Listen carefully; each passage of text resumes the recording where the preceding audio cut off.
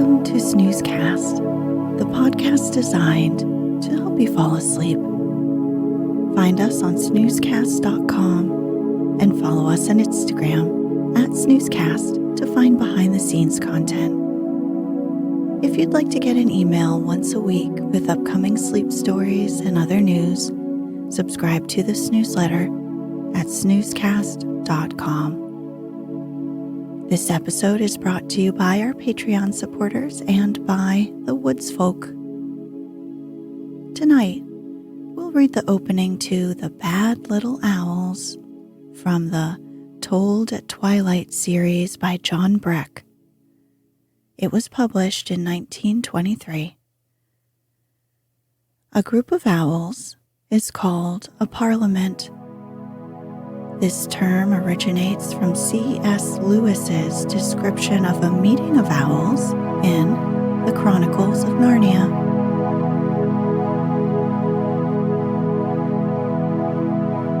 Let's get cozy. Close your eyes.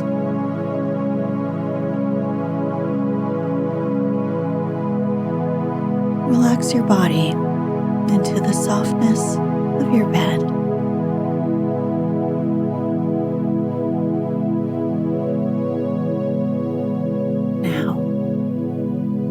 Take a few deep breaths.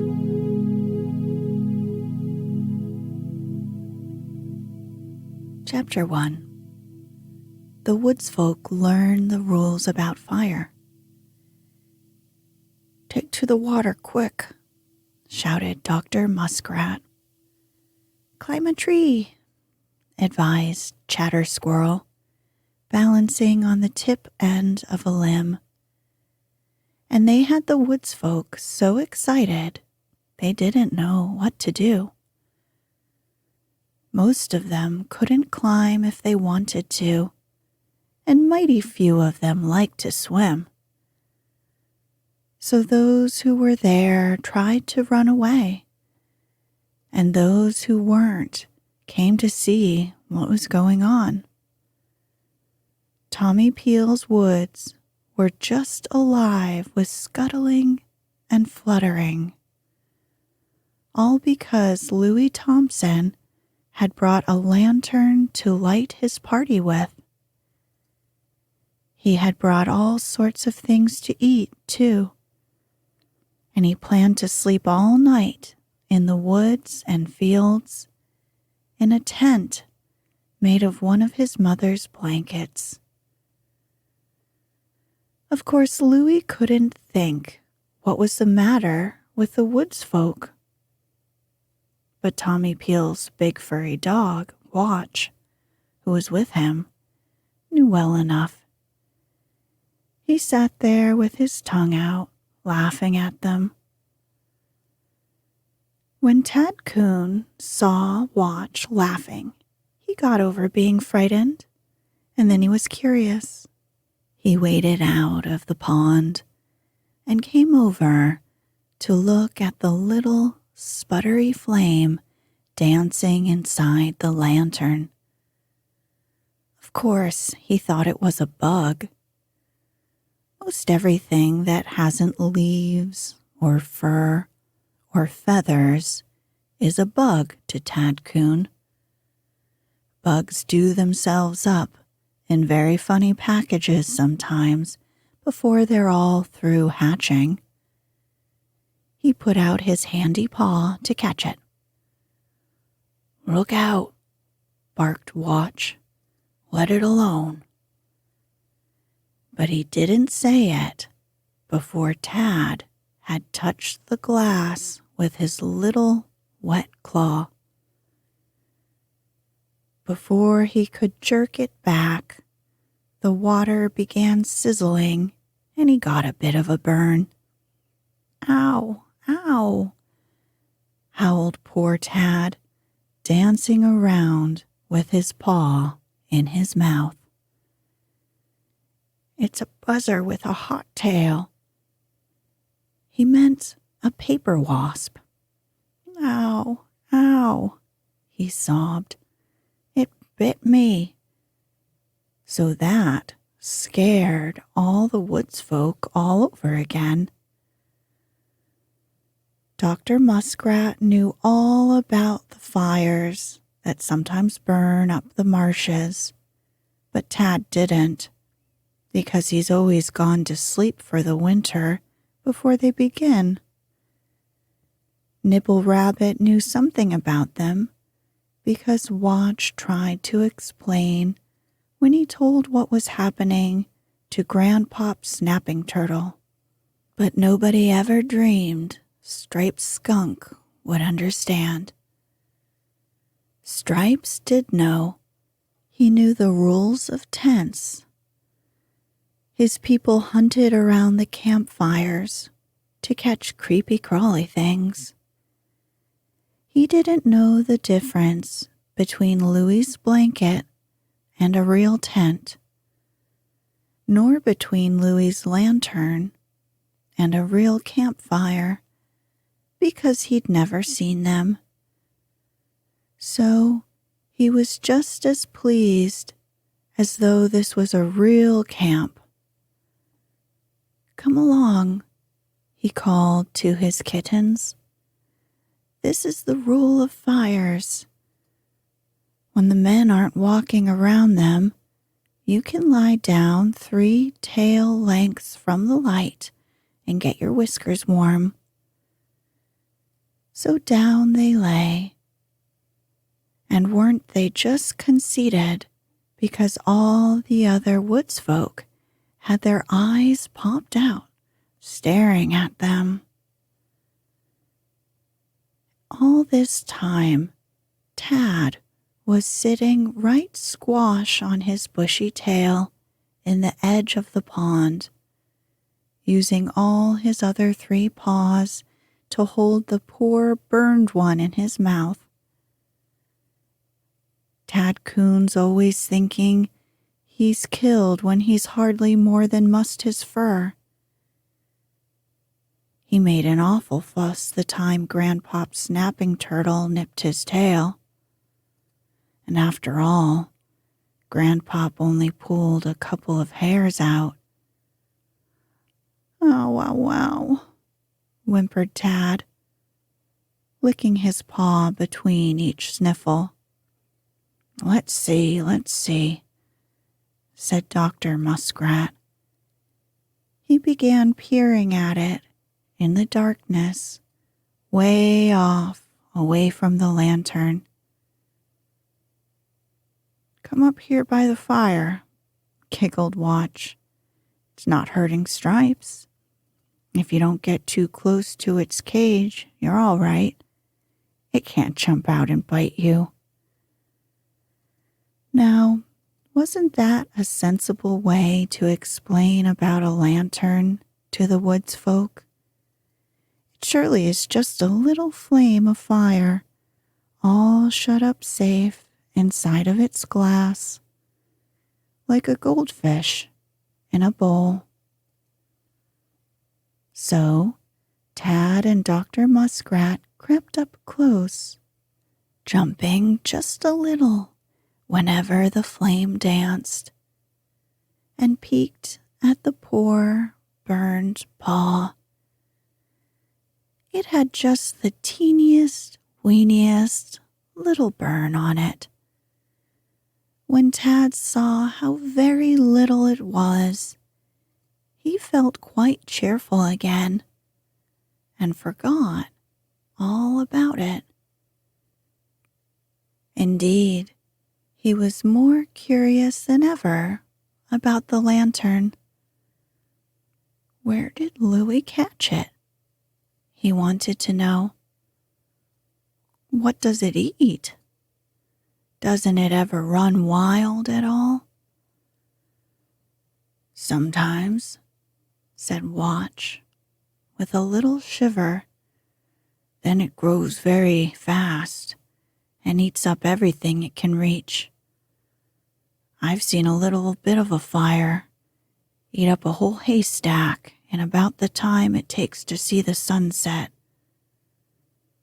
But men are very, very careful not to let it get out if they can possibly help it. They keep it in strong, black cages. He meant stoves, of course. And feed it cold, black stones. That was coal, you know. Or they keep it in a cave and feed it a bit of wood. Watch meant an open grate. It spits and sputters, and sometimes a little piece jumps out, but someone always catches it. And they keep a lot of little cages like this and feed it water with a funny smell. That's lamps burning kerosene. But you couldn't expect the woods folk to believe such things. Now, Louis brought that lantern to the pond just to light up his feast, because there wasn't any moonlight. But he did much better than that, or worse, according as you look at it. For by the time the woods folk had learned a few things about it, the buzzwings came to learn about it too, especially some great big shelly-winged beetles. And wasn't it nice? Most everybody there, except Nibble Rabbit's family and Dr. Muskrat, just loved to eat them. As soon as they saw the light, a whole flock of these fellows came over from the pond to investigate it.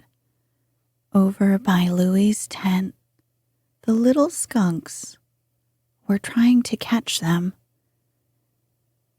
They couldn't eat another one, but they thought it was fun to jump up and bat them. The only thing for Louis to do was turn out his light, and then the rest of the buzzwings would go back to the marsh where they belonged. Poof! My, how dark everything was. Oh, said Tad Coon in a sorry voice. He killed the light. What did he do that for? It bit me all right, but I didn't want it killed. You see, Tad thought the flame was alive. Watch, the dog comforted him. It's only gone dark. It does that quite often, like the fireflies over in the marsh do when they fold their wings. But it always shines when he wants it to, unless he forgets to feed it. You know, a lantern won't burn if it hasn't any oil. Watch knew that much, but he was really most as puzzled as Tad. Inside his blanket tent, Louis was already fast asleep. Chapter 2. Jake J. carries news. When Louis's lantern went out, all the woods folk scurried to their holes as fast as they could go. All but Watch, Tommy Peel's dog, who curled up just outside Louis's blanket tent and went to sleep with one ear open, and Jake the Jay. Poor Jake was in a bad way. It was easy enough to fly over to the feast while the lantern was lit. But now, in the black dark, he couldn't get home. He tried to fly, but he hit a tree. I can't risk that again, he thought to himself. Wonder where I am. What's more, I wonder where those bad little owls are. He began tiptoeing around the trunk of the tree. First thing he knew, his foot found a woodpecker hole. In he popped, without stopping to think. "Ah," he chuckled, "this is lucky. Mussy nest, though. I must tease Tap's woodpecker about his housekeeping. Whatever is this I'm stepping on?" He scratched around, feeling carefully with his bird claws. Then his feathers fluffed out in surprise. "Oh, great acorns!" he gasped. "It isn't Tap's nest at all anymore. I'm in the hole in the dead hickory." He had a right to be surprised and concerned. He was in the little owl's own hole. There was a soft flutter just outside. He held his sharp beak ready for a fight, but he didn't stir. He didn't even breathe for quite a while. Nothing happened. "It's the strangest thing," he thought. "I should think this place smells owlier than it does. Yes, and there's mouse bones here, too, and they're old. I wonder." Right then, a whispering interrupted him. It certainly was those owls. "What did you get?" said one. "I've got a mouse. A pretty good one, too." "More fool you," said the other. "We could have cleaned up all those beetles who were lying around. And then you had a mouse apiece if you haven't grabbed that one right off. He squeaked, and now that dog is on the lookout for us." Jake guessed the mice had come out to pick up what the woods folk left near Louie's blanket tent, where Watch the dog was asleep with one ear open, and the owls found them. "Go get one for yourself," said one of the owls rudely. "I can't," whined the other one. Jake guessed it was the he-owl. "I'm scared of that dog. He moved when your mouse squeaked. I'd have had one too if you hadn't been so greedy." "Oh, here then. I'll get another easy enough. That dog can't catch me," snapped his wife, clicking her beak. "But this thing has got to stop. We can't be bothered with dogs and boys and everything right here on our hunting ground." "Well, how can we help it?" "I'm going to go find Killer the Weasel. That's what the mice ought to have done. He wouldn't catch any more mice than Striped Skunk and Tad Coon do between them. And if he settled here, I can just tell you, everybody else would have to move away. He's the one to bring." "So would we," protested Mr. Owl. "You can't nest with him anywhere about. He can climb like Chatter Squirrel." "Well, how much nesting did we do this year anyway?" she snarled back. "After those nasty jays pulled out all our feathers when they caught us in the brush pile, we couldn't hunt enough to lay eggs, let alone raise a family." Suddenly, the he-owl put up his beak and sniffed. "I smell feathers," said he. "You haven't been catching any birds, have you? I'm sure it's feathers I've been noticing for the longest while." "Just suppose you stop plaguing me about that seagull," snapped his wife. "I like them, even if you don't. It was a good half a hatching ago that I caught her. You're still yapping about it.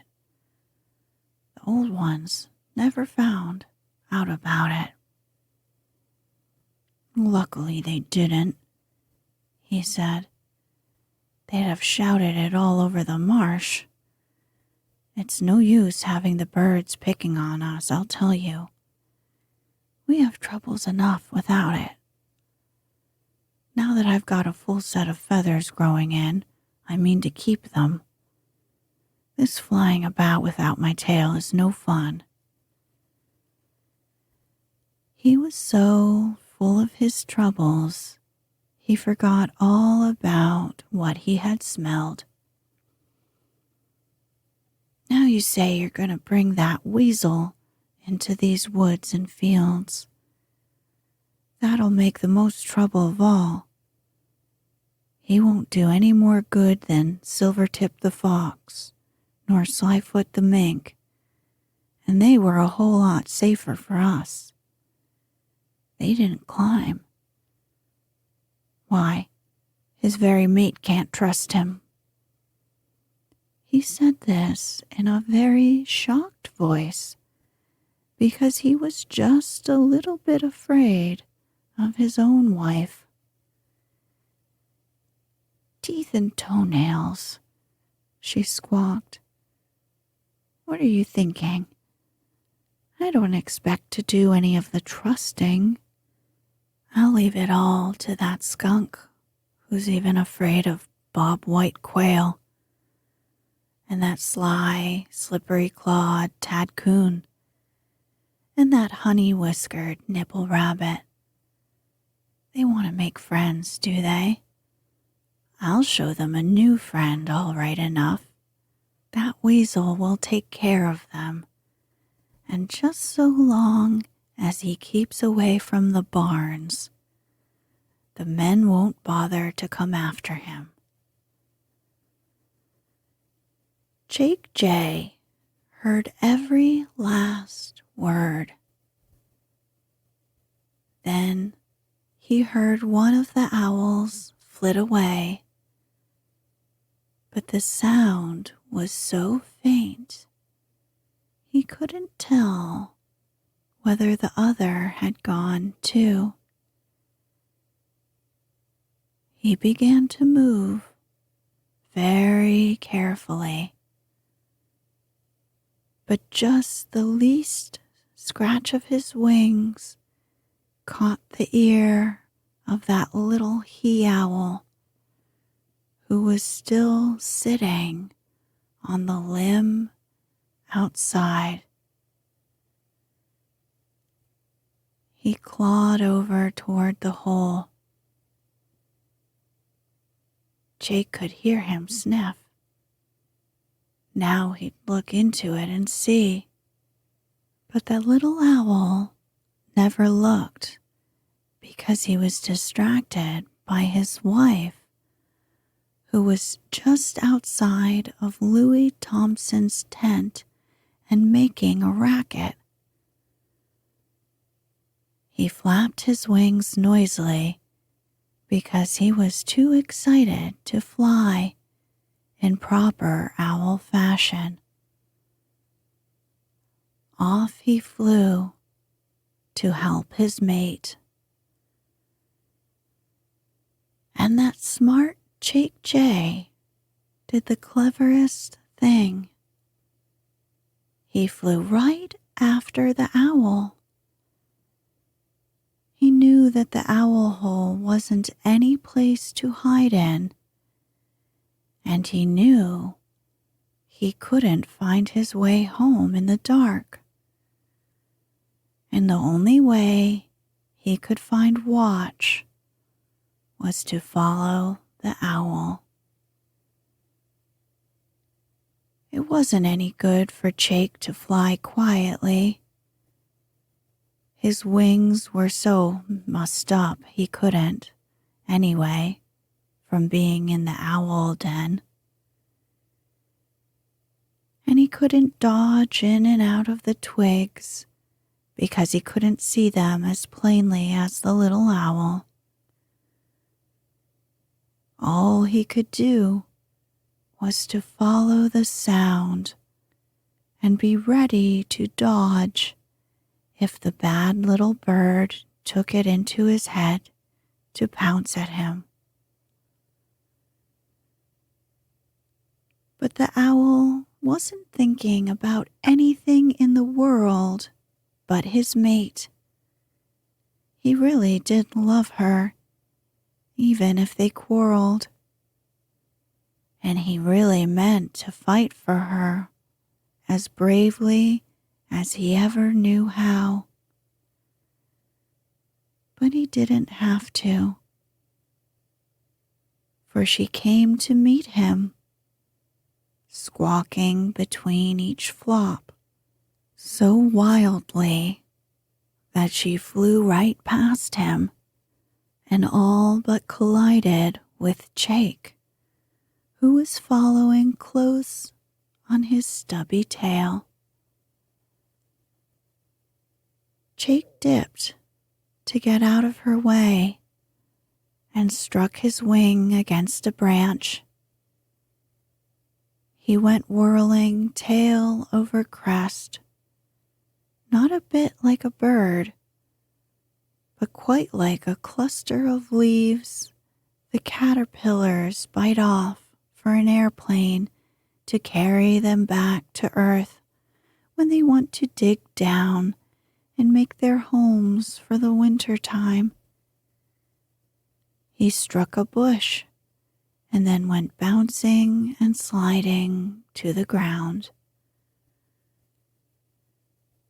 For a minute, he lay there, almost dazed, his little head in a whirl. He listened. It's funny I don't hear Watch, thought Jake. I certainly heard him a minute ago. He gave a little raspy whisper. Oh, came a startled voice right above him. I thought you were a mouse. Is that you, Jake? Watch must have been holding his breath as well as his paw, ready to pounce on him. Yes, Jake answered back. What was all that racket? What's happening? Oh, those pesky whisktails, Watch answered. He meant the mice. Striped Skunk or Tad Coon ought to have helped me. They've been squeaking and scuffling over those corn cobs left after Louie's party. And the beetles Stripes' kittens left lying round until I couldn't get a wink of sleep.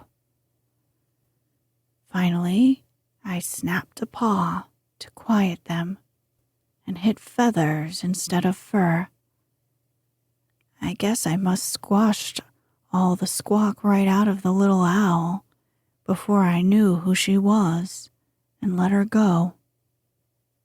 Jake hissed. Well, put down your head. Their ears are so keen and they mustn't hear a word. Listen, they're going to bring that weasel to these woods and fields. Well, great beef bones, they can't.